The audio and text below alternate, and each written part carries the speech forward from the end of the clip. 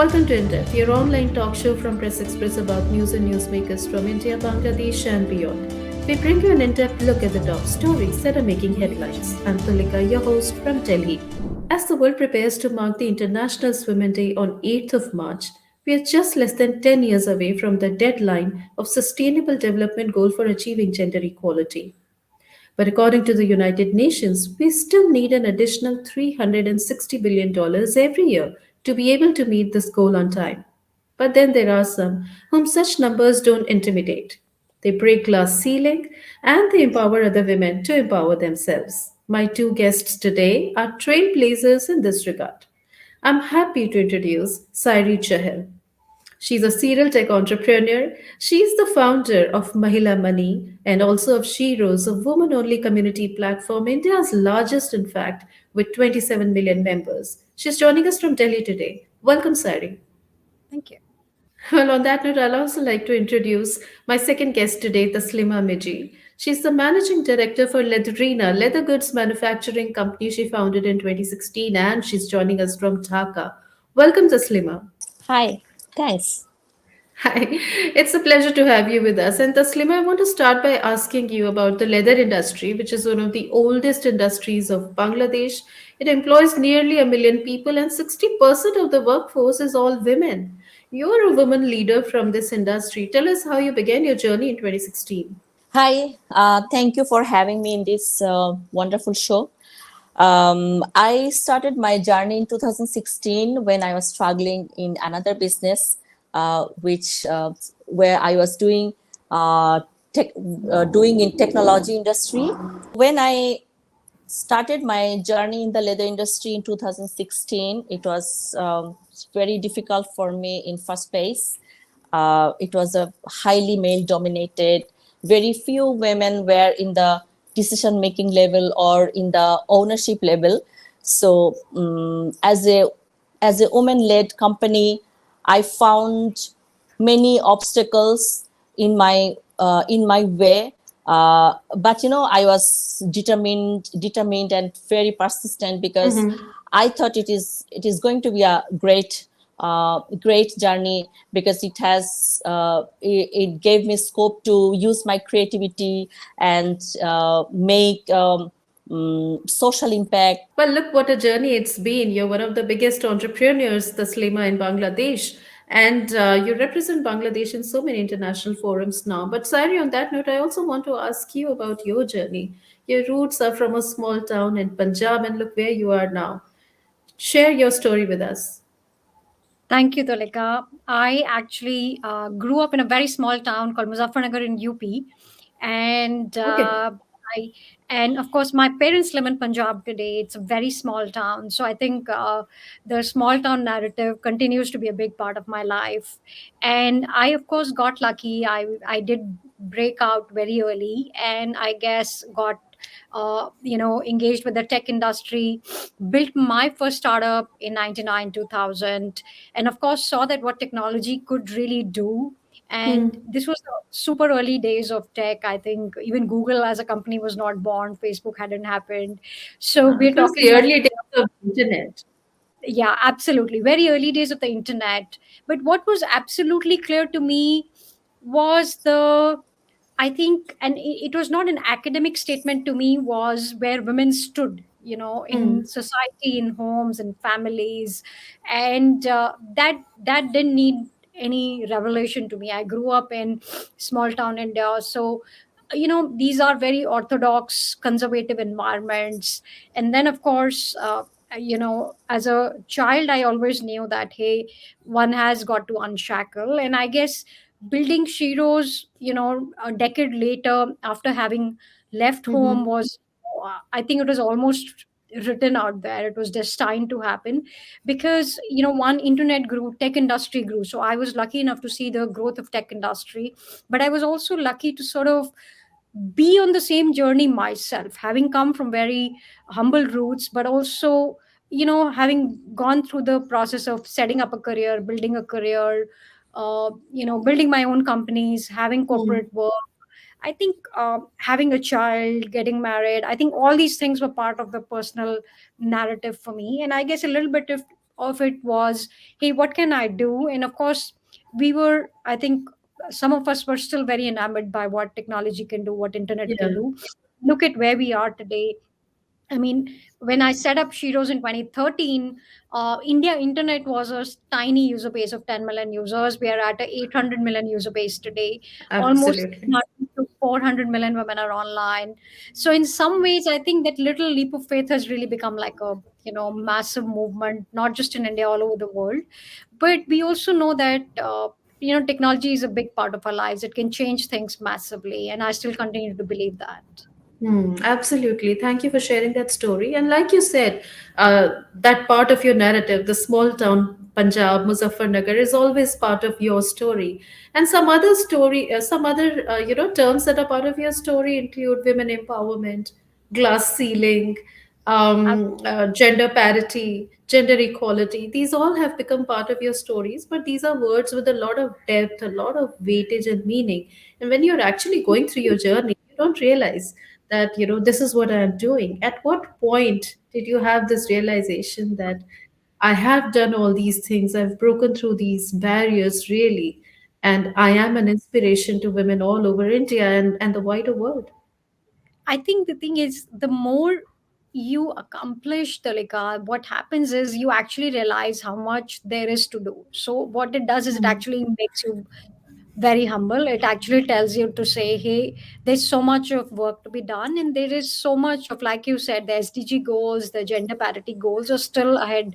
We haven't really solved any Yeah. hard problems yet. All we've done is some basic spade work. We've tested some models. So our Hmm. assumption was economic mainstreaming of women using technology and internet. And we've done some work. I started with Flexi Moms, then built Sheroes for a decade. Now I'm building Mahila Money, which is a Hmm. financial services platform for women.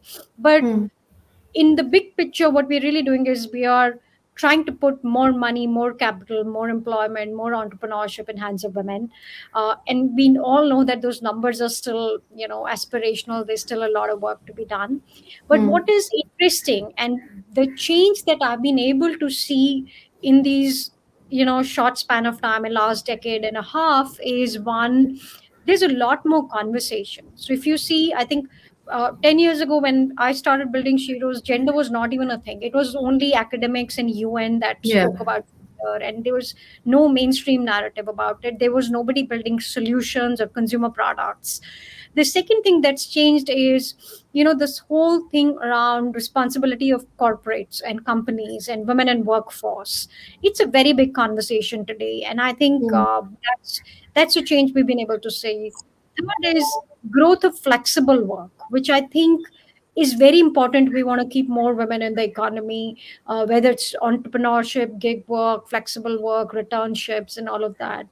And Hmm. fourth is, I think capital still continues to be a challenge. We know less than 2.5% of venture goes to women. We know in India, less than 10% of all loans go to women.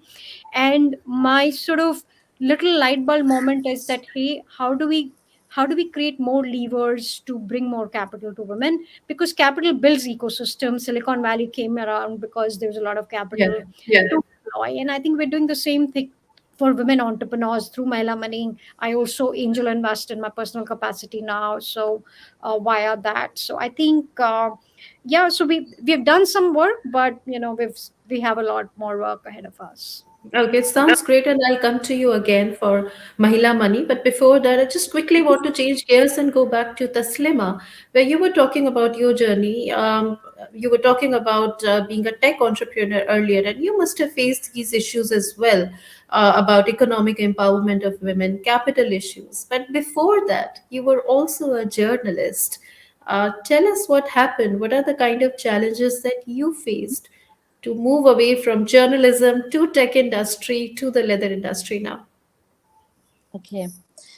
So before I started my tech entrepreneurship, I was working as a journalist, as a reporter. So as I said, it was a non-stereotypical profession for women in Bangladesh. So it put me in huge trouble when I became mom in 2006, and I was doing journalism since 2001. So that was 5 years That was into my 5th year or 6th year when I became mom, and it was suddenly very difficult. The situation, everybody thinks, how much time I'm putting in collecting news and information, and how much time I could give, but no one understood. I mean, that was a different phase of mine, and I needed some, some place to, work with comfort, but. It was a different situation, so I had no other options, other than quitting my job as a journalist. So I became jobless for a while, and then I started freelancing, and later on I began my take entrepreneurship. That So must yeah, have been a tough time yeah. for you to be able to face this attitude and be jobless. Yeah, of course, it was difficult. It was difficult, because once I start something new, and I'm in a difficult situation with with having child, and as a mother, I was also facing some mental health related complications, postpartum depression, and all.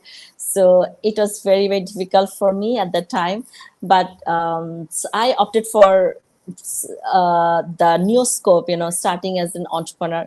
But although it was a sudden decision. I mean, it was not well thought or well chosen at that time. So I think that was, even bigger challenge I was in. But I had to manage, and I managed beautifully with my perseverance, with my hard work, and target to do something, because I had no other option. I'm a mother, and I Yes. always think that, I need to take care of my son, and I need to be economically independent. So I had And to, your yeah. venture, your tech venture, Tech Mania, is when you really shot into limelight in Bangladesh with the success that you achieved with it. And I Yeah. also want to ask you Mhm. about, I'm so sorry to hear about the challenges that you faced as a woman in so many male-dominated industries. But I want to quote from the World Economic Forum's Global Gender Gap Report of last year, which has shown the kind of progress that Bangladesh has made. And it says that Bangladesh is now ranked at 59 out of all the 146 countries. It is actually the highest in South Asia now. India is at 127. So it's good that we're seeing this progress. But like you said, more women are employed in the workforce, but discrimination on the shop floor, and you are on the factory floor, and you see that kind of discrimination every day, despite being a woman leader in the leather industry. Tell us, what are the kind of gender equations that you see on the shop floor? And as a company, how are you trying to address those challenges? Okay. This is something interesting to look at, that in a manufacturing hub or in a manufacturing scenario, you will see a lot of women as daily workers or laborers, especially in the garments industry. As you know, we are the one of the biggest garments manufacturing countries in the world.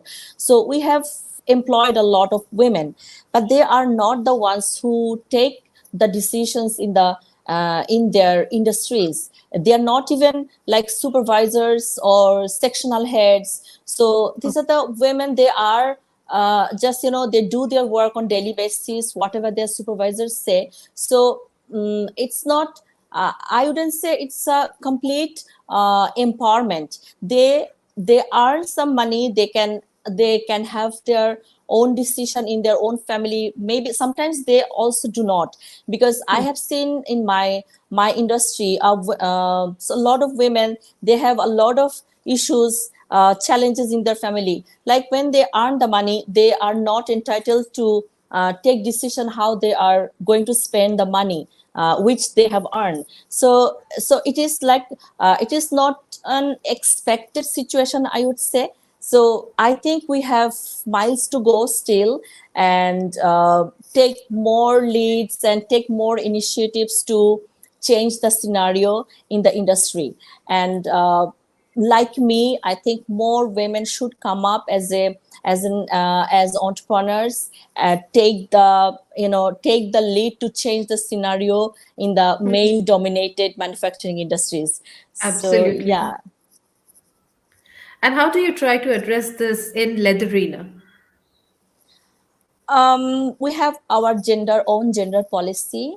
Okay. We have our gender policy to make recruitment so that more women feel welcome to come and join in, and we create such an environment so that they feel, privileged or fearless, they to excel, to make their own growth. We have all sorts of good practices, good industry practices, which will encourage encourage them to excel, or them to make growth, or to dream to change their lives. And we have all the facilities to let them feel free, so that they can make their own growth. So this is our in our I'm policy. sorry, Mhm. sorry to interject. Do you also give them decision-making roles, supervisory roles? Yes, we have a committee. We have actually few committees, like occupational health and safety. It's We have environment policy, environmental management system.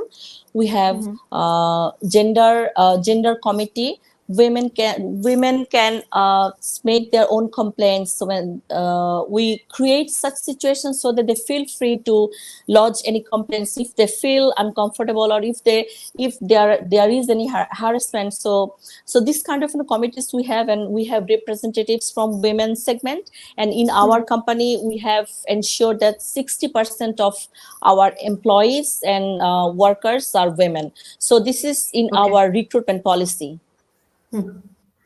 Okay.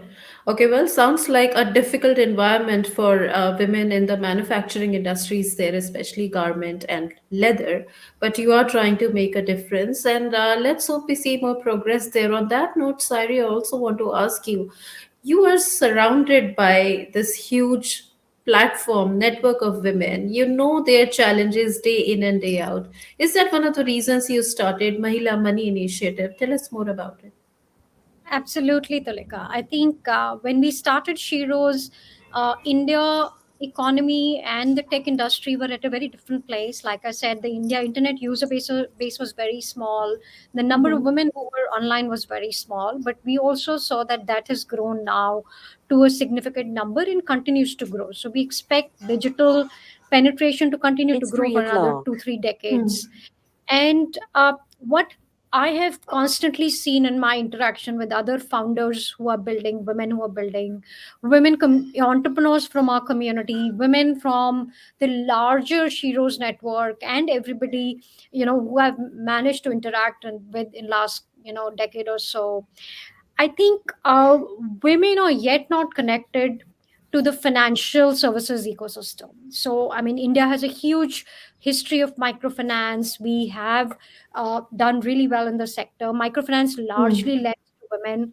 But in spite of a large microfinance sector and a massive financial services sector, we see that less than 10% of all credit goes to women.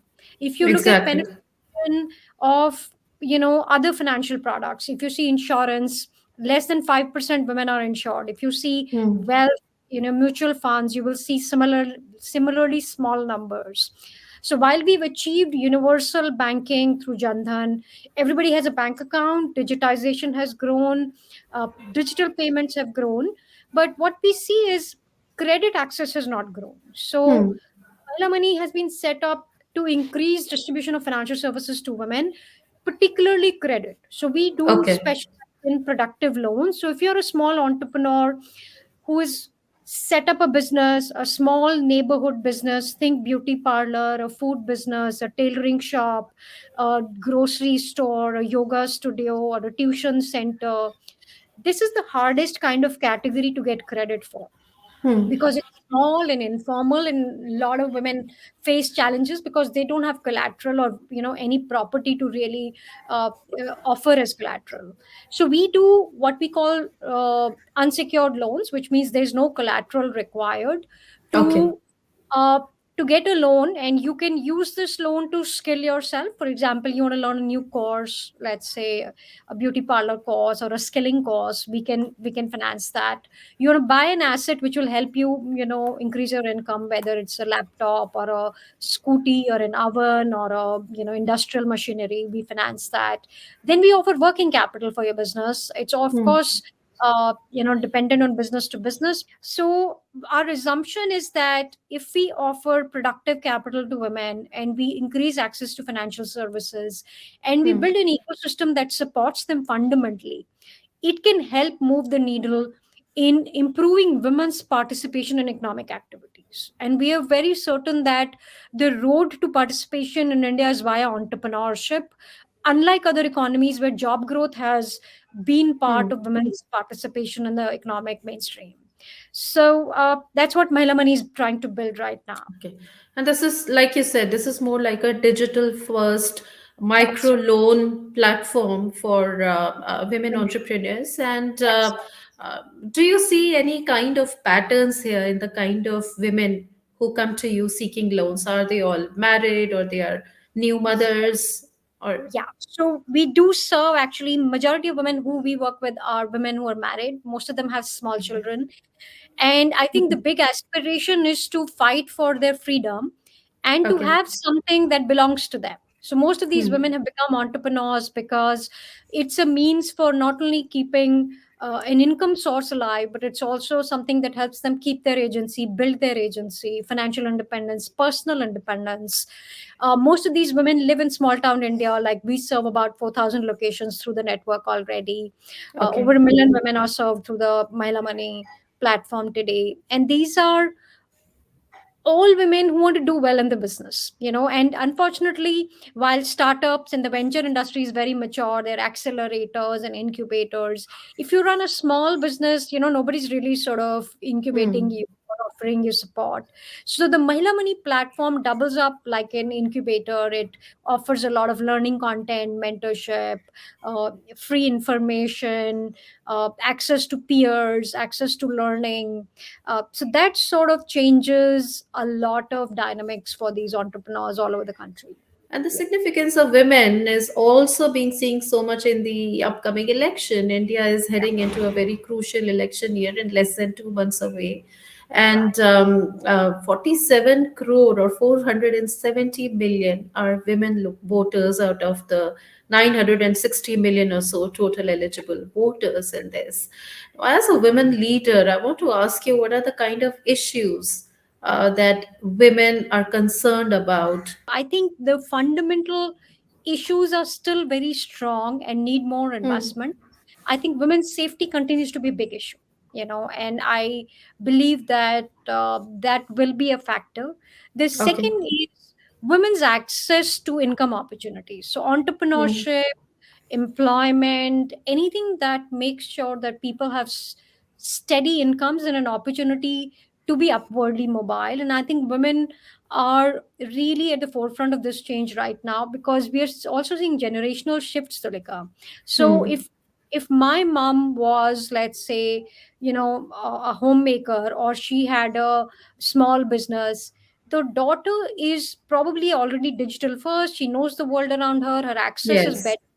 Her aspirations are very different. So we are talking about a whole generation of women who are 20 something today and participating in the economy, first time voters. Their aspiration is to grow. They want to be Hmm.